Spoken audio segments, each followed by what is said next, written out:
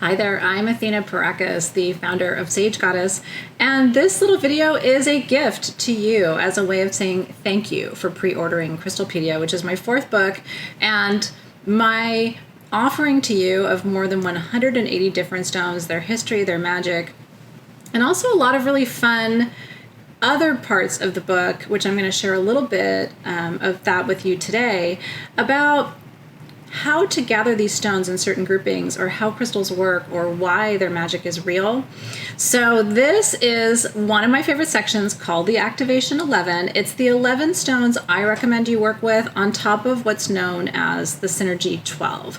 The authors of the Book of Stones came up with that concept, and I think it's brilliant. I have worked with the Synergy 12. We've talked about them for years. I think they were spot on in their assessment that those are kind of the most important ascension stones we've been working with for the past decade. And part of my inspiration for this section of the book, called the Activation 11, which I hope you'll go kind of right to when your book arrives, is what are the next stones we need to be thinking about and working with? What will partner well with the Synergy 12 or be standalone favorites for you if you're working on spiritual development and trying to fast track that process too?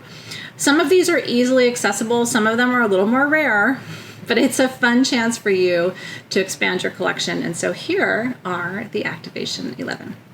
The first one I want to talk about with you today is apophyllite. You might have it in your collection already. Apophyllite is a member of the zeolite family from India, and I think of it as the pyramid of light stone.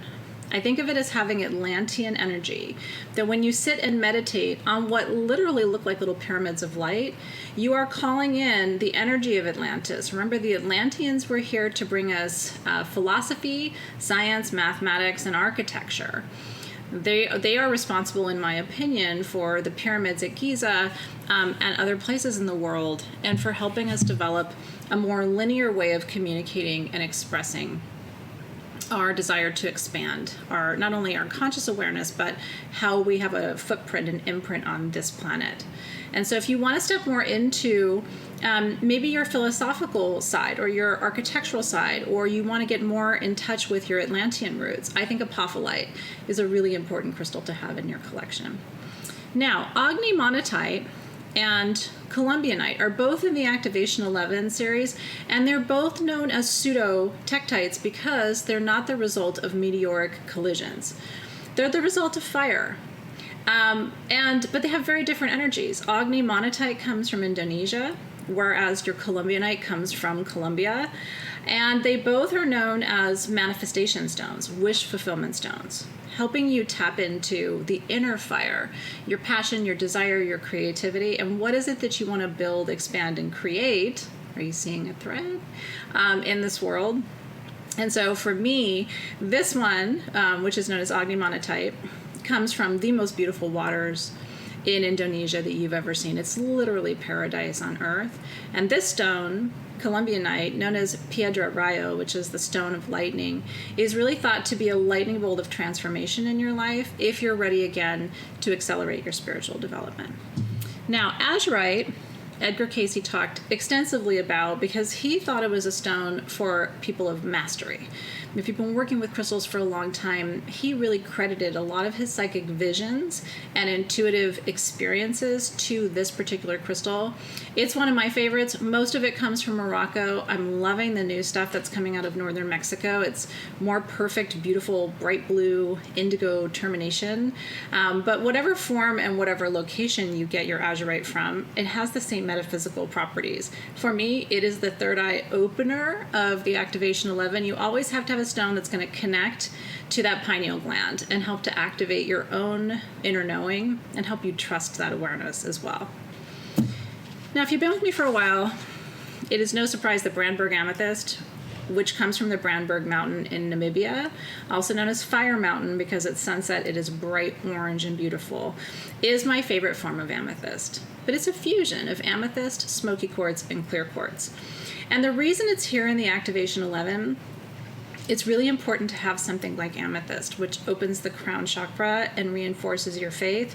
But the smoky quartz in Brandberg and the location where it's mined from help with embodiment.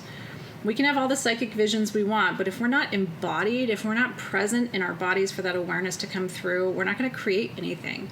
And so magic comes when we get fully embodied in our deepest spiritual wisdom. Brandberg amethyst is that stone for me. Now, diamonds are a girl's best friend, maybe. I think they're everybody's best friend.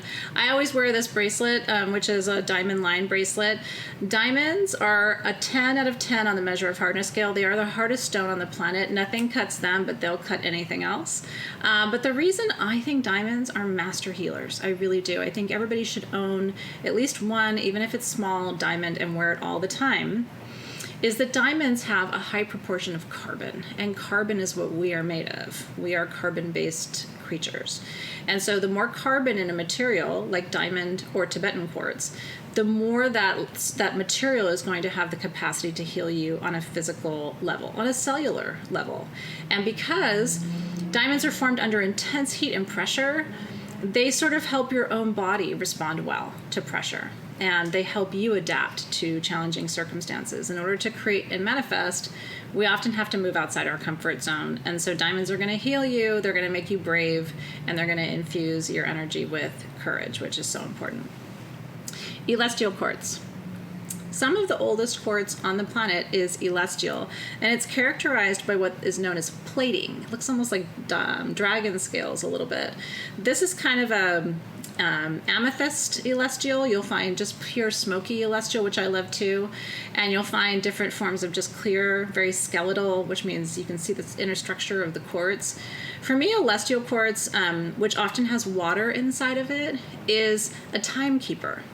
It holds the wisdom of the planet, and it's going to remind you of where you've been in your past lives, what you might have been doing, what your intention and purpose was for your other lifetimes here, and reconnect you with all of that. Again, grounding, stabilizing, and helping you stay embodied in your spiritual practice, for me, is what celestial quartz does. And then there's Libyan gold tektite.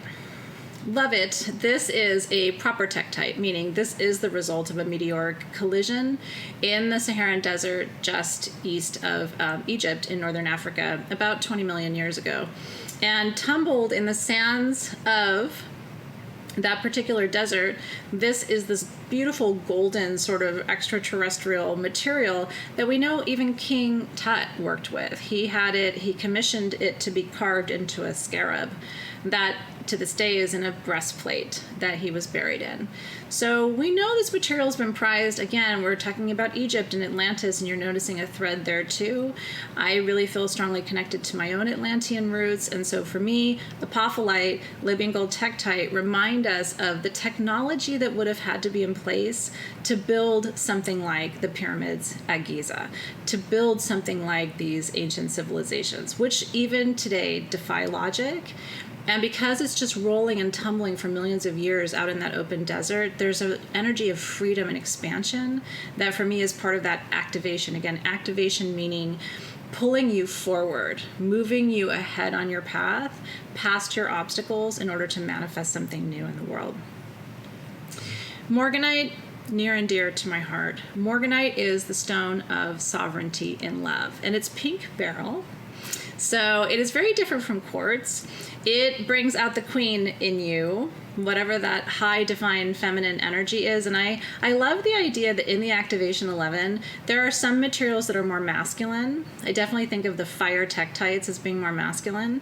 And then here comes sweet little morganite, which is also going to ask you to sit up a little straighter, ask for more of what you need in relationship, and help to balance the divine masculine and feminine in your energy field.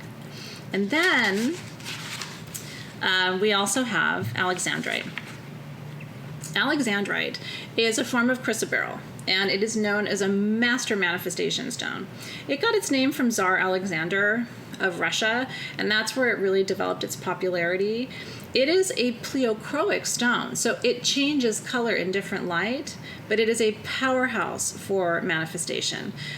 It also is a stone of alchemy. And to me, alchemy is part of activation. We have to take something in one form and transform it into another in order to make our dreams and our visions come true, in order to manifest something through ourselves. And so alexandrite for me is recognizing that you have different energy streams on different days. You're attracted to different people and different experiences at different times.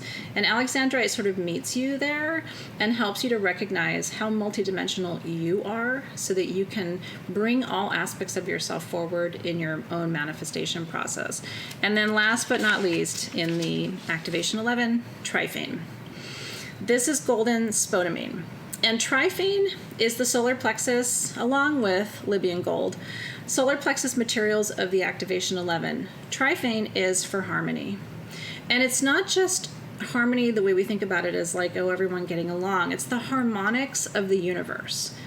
There is a symphony in this universe of wisdom and intelligence that binds all life together. And triphane is about sweetness, tenderness, self-love and nurturing, but it's also about how you express that tenderness in the world, not necessarily from your heart, but through your center of will and power. It attracts tenderness and kindness to you as well, so it helps to soften and ease relationships, which again, I'm a big believer, we don't manifest anything super powerful alone. We always do it with others. We're here to work together, learn together, and love each other. And so this is the Activation 11. I hope you'll have fun collecting all of these beautiful, some more common, some more rare stones, and adding them to your collection. And then please make sure you read that section when Crystalpedia arrives in your hands. Thank you again so much for your support and pre-order. We appreciate you. We'll see you soon.